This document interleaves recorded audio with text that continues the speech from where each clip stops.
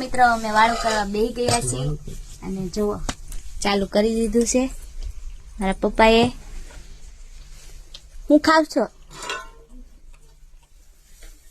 ખીચડી, શાક, દાળ, ભાત, રોટલી. ક્યાં છે દાળ ભાત?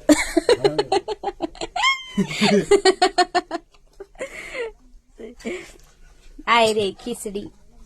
કા મમ્મી? હા ખીચડી બનાવી, કોરો ભીંડાનું શાક બનાવ્યું, રોટલી બનાવી.